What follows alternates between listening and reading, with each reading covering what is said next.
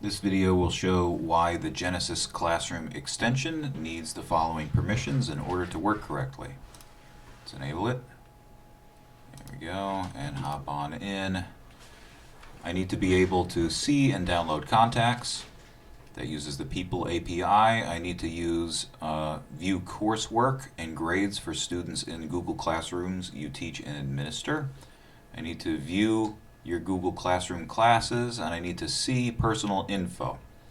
The one at the top here uses the People API. I'll show why that's necessary.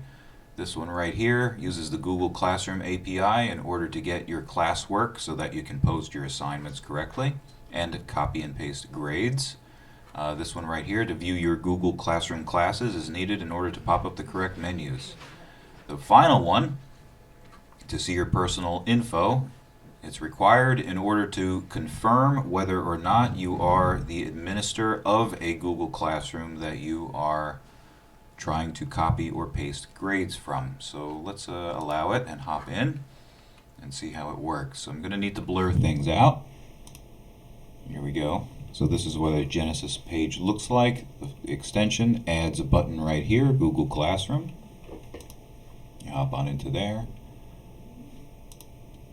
Oops, need to refresh it because of the enabling. Okay, Google Classroom. There's the first thing. The extension needs to view Google Classroom classes. This is the first reason why. I need to view Google Classroom classes so I can choose the correct one. Here I have a certain period, period 1 physics. I need to hop into there, so I need to view the classrooms in order to see that. Next, I need to view the coursework for the classes, and the reason is for the next menu. Here we are. Here's all the coursework for a given section. So I need to be able to view coursework for Google Classroom. Let's see.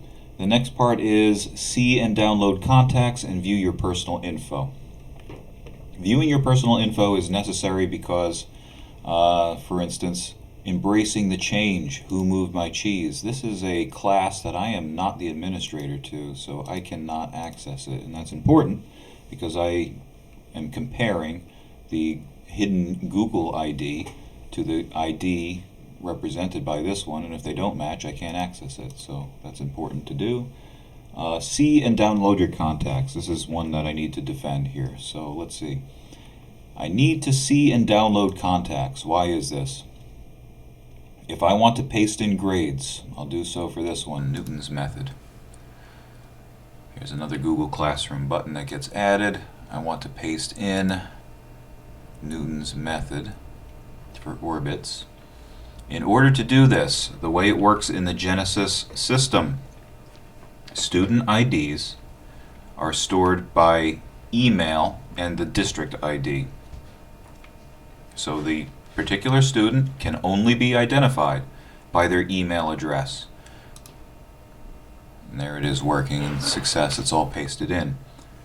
It's only identifiable by the address. And we'll hop into some code to see this. So the particular action that's done is to parse all the emails, and you can check this one out. All the emails get parsed and figured out by getting the People API data for the person's particular contacts. That works in this particular district and may work for any district that this extension uses.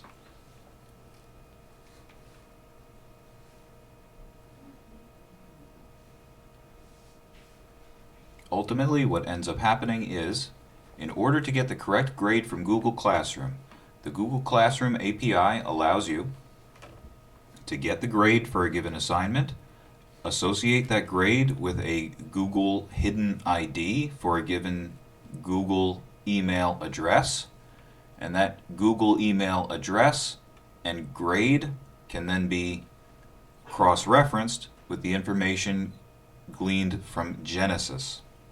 So it is a 3-column process, and in order to link those columns up, it is necessary to parse the emails and figure out the Google ID associated with the emails, so the People API is needed.